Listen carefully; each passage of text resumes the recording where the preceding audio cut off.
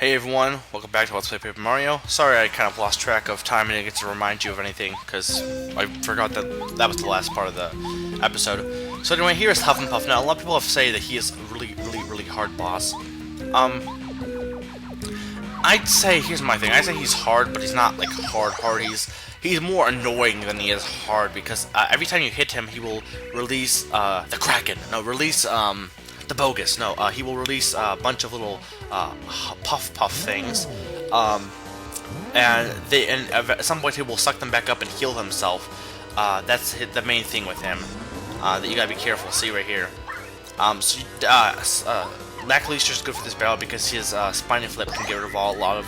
It's affordable, unlike Mega Bomb. It's an affordable way of getting rid of all the puffs at once, and then he'll leave it with just two, which is a pretty. You can deal with just two of them being sucked up. But yeah, he's not really hard. He's more annoying. A lot of people said that Kenshi Koopa wasn't that difficult. Again, I don't think he would be. Kenshi Koopa's hard. I think he's, I think again with him, I think it's more.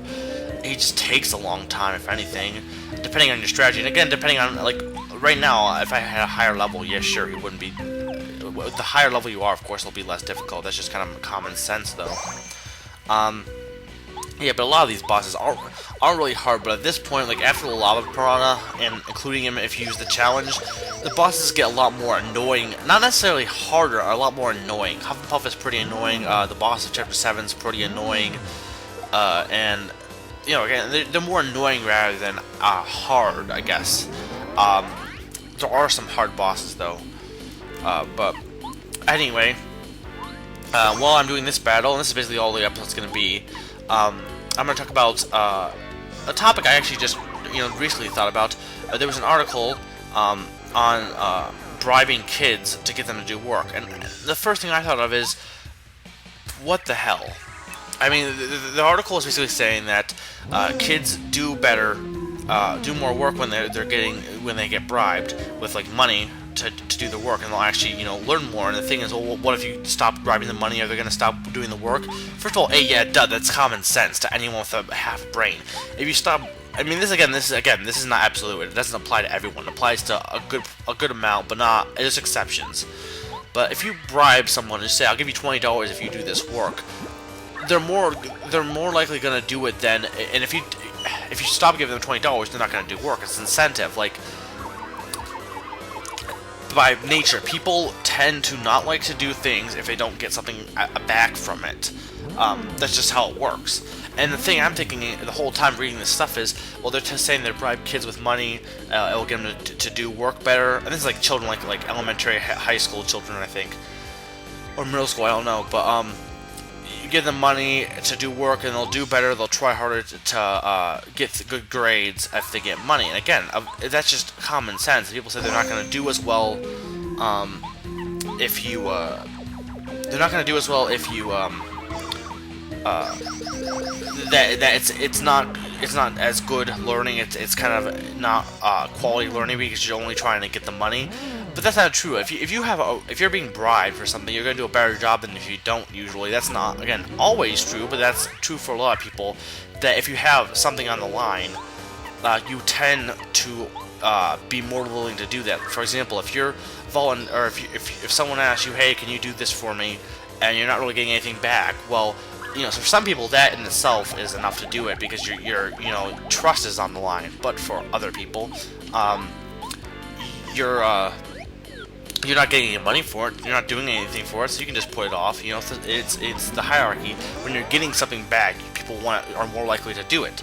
So, my thing is, they're saying that this is bad for kids. It's like, no, this is just extending your capitalistic tendencies onto kids, because that's what capitalism is.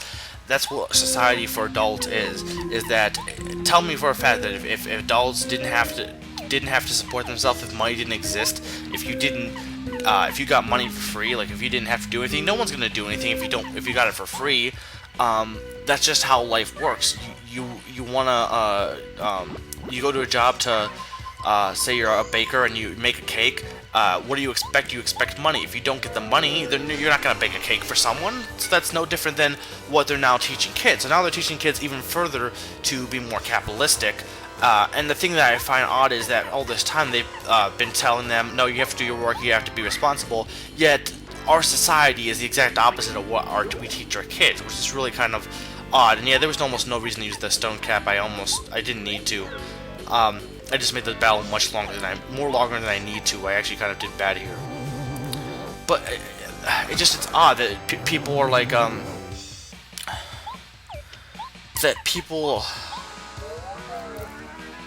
I guess the people are, you know, the adults are hypocritical. They're telling kids, oh, you have to do this to,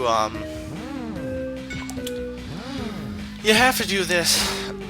You want to do work, you don't want to have to be bribed, you want to do work satisfactorily, and at the same time, they're only doing work to get money. I mean, again, that's not applied. There are some adults out there who do work because they generally like doing their work.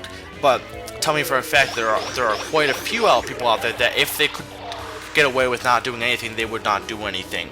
They would have less responsibility. And you can make the argument saying, well, those are the same people that who were racist kids to, you know, not working on anything. You could say that, you could make that argument, but anyway, even if you make that argument, that's not going to support the whole bribing kids is good thing. Personally, I think capitalism is, again, everything is good in practice, but I think capitalism is way too, it's gotten to the point that it's not good. Everything is focused on the businesses have the main, have a priority over, you know, logic now of days.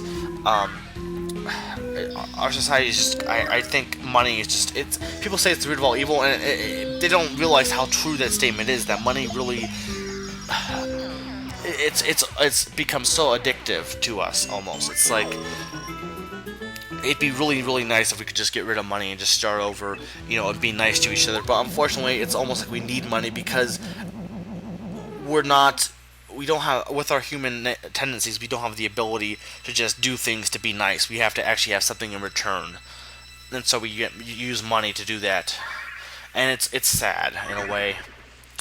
But anyway, I spent enough time ranting about that. Here we have the second to last Star Spirit, Clevar. Let's go grab him. Okay, only one more, and we'll be able to enter the Duel Monsters tourney on Duel Monster Island. So here we go. Do ba do ba do do ba do do do do. And that's the end of this chapter. Next time we will continue onward. Sorry, with the Peach segment, and then next chapter. So this has been Mega Freak 400. And I'm reminding you to try not to be addicted to money.